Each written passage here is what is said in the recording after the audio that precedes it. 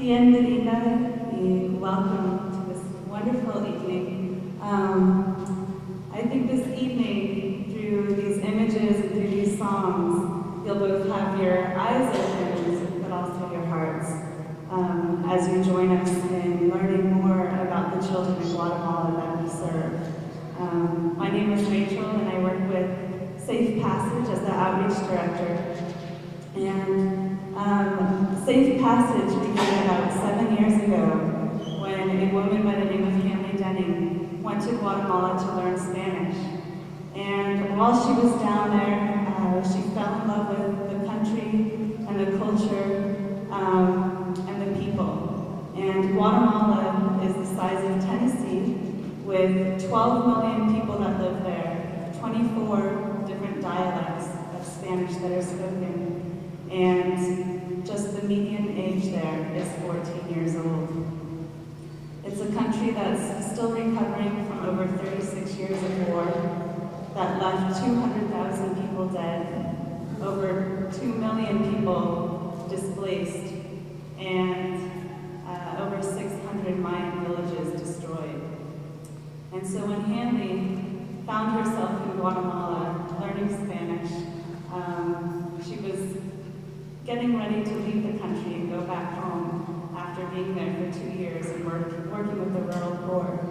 And a good friend of hers persuaded her to see the urban poor in the heart of Guatemala City. And finally, with a little bit of hesitation, Haley went to this huge landfill, which is 35 acres large, in the heart of Guatemala City, and stood at the edge looking over at thousands and thousands of parents, grandparents, aunts, uncles, and children, some that were only 1 and 2 years old, following behind their parents, scavenging for whatever they too could find. And whether it was that day that the dump found Hanley, or that she found the dump, I think we can all see that forever the lives that she touched will be changed.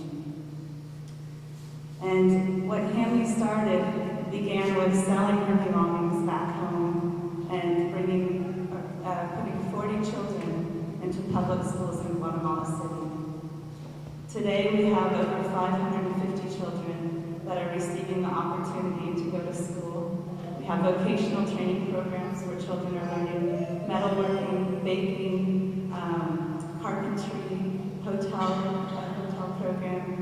We now work with children that are 2 and 3 years old all the way through high school. We have an adult literacy program. We have a computer program, culinary arts, soccer, the one and only lacrosse program in all of Guatemala. And of course we have the wonderful growing program of English. And all of this is bringing more and more opportunities to these children so that they won't ever have to follow in their parents' footsteps having to work in the garbage dump. And 6 years ago, when I was working down in Guatemala, I would ask these children what they would want to be when they grew up. And many of them would look back at me and say, I want to be a garbage truck driver, or I want to make my own tortillas. And this is what they knew. They only knew their surroundings of the garbage dump.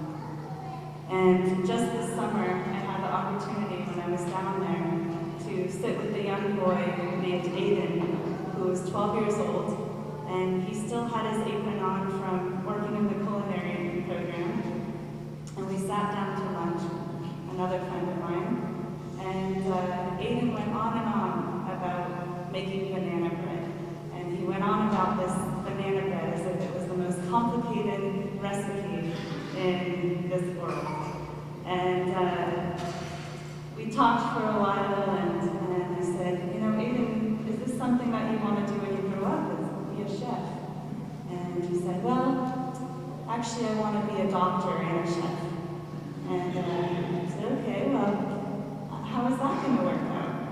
And he said, well, I'll have a clinic that my patients come through, and I'll make them great meals, and I'll cure them. And I said, well, fair enough, that sounds like a good plan. And we were talking some more, and I said, Meyn and all of the best chefs have a little bit of love in their recipes. It's one of their ingredients. And I said, is that something that you do? And he looked at me very matter-of-factly, and he said, por supuesto, porque si no, lo quema. Which is, of course you do. If you don't put in the love, it will burn. And those simple words I've had running in my head since July, from this young 12-year-old who said it so well, that if you don't put love in your life and what you do, it burns.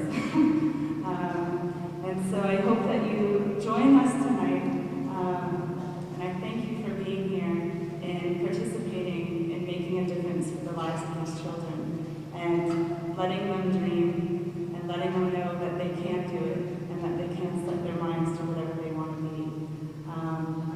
I think you'll see through the program tonight that English is something that will help these children open up their worlds in Guatemala, and receive these opportunities to reach their dreams. So thank you for being here. With not much more ado, I will introduce a great team that has put tons of their heart and hard work into making this night happen. So please put your hands together for the Newman Center Music Ministry.